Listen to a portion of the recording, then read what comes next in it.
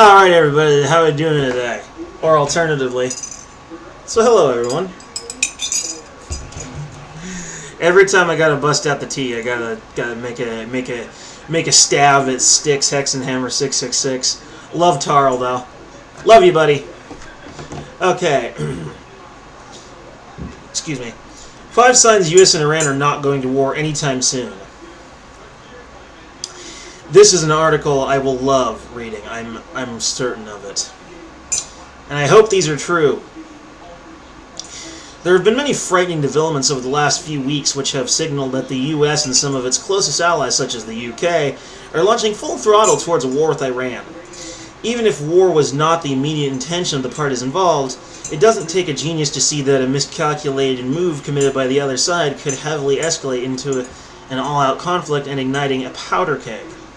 However, while these developments have unfolded and since no such strike has taken place as yet, it is worth examining the signs currently overlooked by most mainstream media outlets and their typical assessments.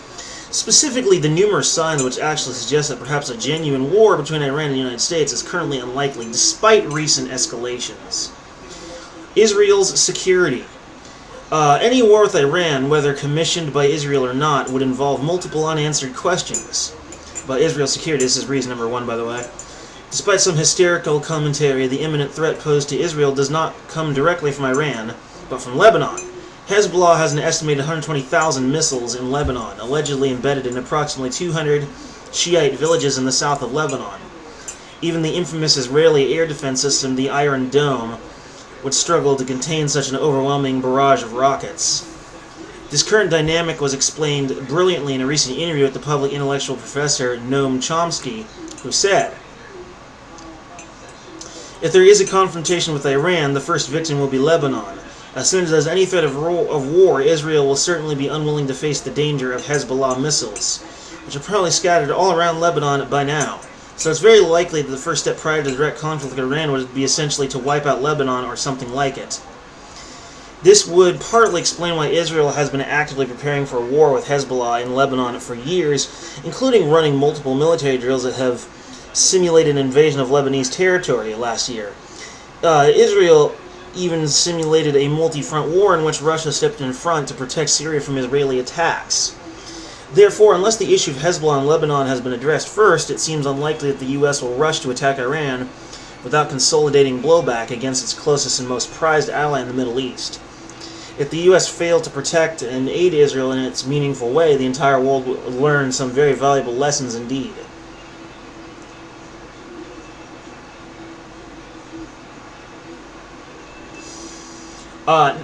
Reason number 2. Leaked cables and anonymous sources. Recently leaked cables pertaining to the British ambassador to the United States, Sir Kim Darroch, published by the Mail on Sunday, indicating that Trump's entire strategy toward Iran was almost completely non-existent, referring to Trump's policy as incoherent and chaotic. The ambassador stated that it was unlikely that Trump's Iran strategy was going to become more coherent anytime soon. According to Sir Kim, Trump's grandiose claim that he had scaled back a strike plan against Iran following the downing of a U.S. drone by Tehran due to its potential to cause widespread casualties doesn't stand up. It's more likely that he was never fully on board and that he was worried about how this apparent reversal of his 2016 campaign promises would look come 2020, the diplomat said. Furthermore, there are anonymously sourced indications that Trump was never going to strike Iran anyway, as he had not secured the requisition permission from Tehran. A far-fetched claim from anonymous sources to say the least. But it's hard to see how it is any less far-fetched than the idea that the U.S. military was poised to strike Iran, and the one person who pulled the plug was a reality TV star and real estate tycoon billionaire, the same man who once asked the CIA, "Why did you wait?" before it delivered a drone strike against a terrorist target who is still in the vicinity of the target's family.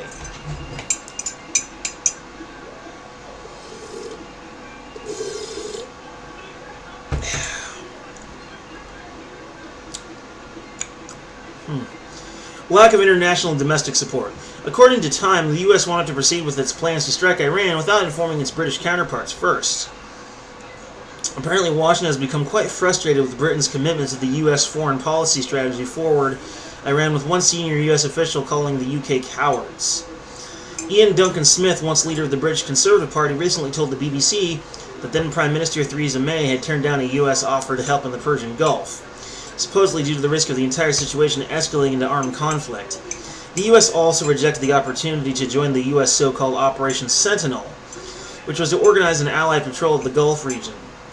Will this all change under the recently announced leadership of Boris Johnson? Perhaps it will, but we can only speculate at this stage.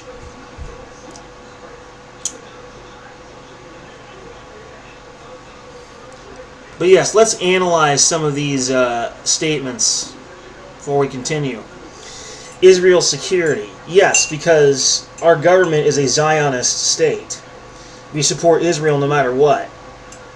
Which, by the by, even many Jews don't support the state of Israel. And their behavior in certain instances has been downright terroristic. Yet because we are so much in support of it, it's like we're looking at Israel through blinders. But yes, Israel's security would be in danger. There's no telling what would happen in that instance. Leaked cables and anonymous sources. Yeah, admittedly, some of the informational sources have been very sketch. I recall an article I did a while back, I think, when my little room here was rearranged a bit differently. I do distinctly recall seeing some actual photographs, which I shared in the link below that video, of seeing some vague photos that sort of made it look like Iran was responsible for the explosion of some tankers, but was not concrete, and some other very equally shallow proof that basically proved nothing, possibly even less than nothing. And yeah, we really don't have much support for an attack on Iran, because no one wants war with Iran right now. They're actually trying to avoid it. But if we decided to go to war, I honestly think we'd be dragging our allies kicking and screaming along with us. 4. Iran seeks to avoid a war. Despite what warhawks say, the idea that Iran is run by apocalyptic religious fanatics who have no grounding in the real world is simply not provable. As Professor Chomsky explains, Iran's entire military strategy is one of deterrence. Furthermore, Iran simply does not have the capacity to threaten the U.S. in the way that has been portrayed by former and current administrations. Iran complied with the JCPOA and was consistently certified as being compliant even up until recently, and even though the U.S. had already reneged on the deal with the aim of strangling Iran's economy through sanctions in contravention of a preliminary ruling from the International Court of Justice, or ICJ, even in the face of many provocations from Israel, including the assassination of Iranian generals and scientists. Iran's response has been somewhat measured and more often than not non-existent, as explained by the Cato Institute. And finally, reason 5. Lack of legal avenues. You don't need to be loyal to understand that starting wars against sovereign nations require a sovereign basis. While the U.S. continuously engages its military nations without any legal basis, for example Syria, at the end of the day, the U.S. is still aware of its legal obligations. In a recent letter on the very question of a possible commencement of war with Iran, the U.S. State Department wrote, "The Department of State has great respect for Congress' role in authorizing the use of military force, as Secretary Pompeo has noted.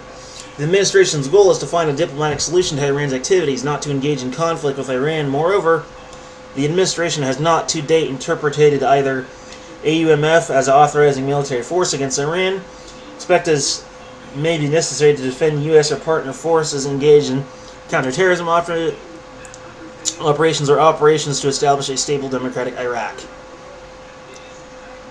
That's why the Trump administration preferred strategy is the so-called maximum pressure campaign, through the use of effective and crippling sanctions, which are getting the U.S. incredibly close to liquidating Iran's economy. This is the ultimate aim of the Trump administration, and it is working like a charm. I just call it maximum pressure. What he calls maximum pressure, I just call harassment, because that's basically what it is. And really, coming at this from an angle of Common Core ethics, which I am something of a minor expert in, our government has no ethics.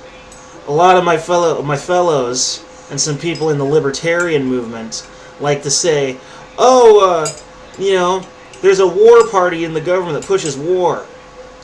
No. The government is the war party. You get me?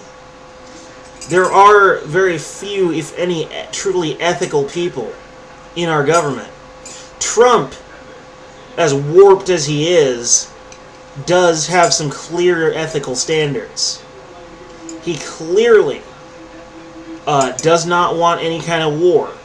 He clearly agrees with the concept of no victim, no crime, hence his legalization of marijuana and of, what's it called, hemp.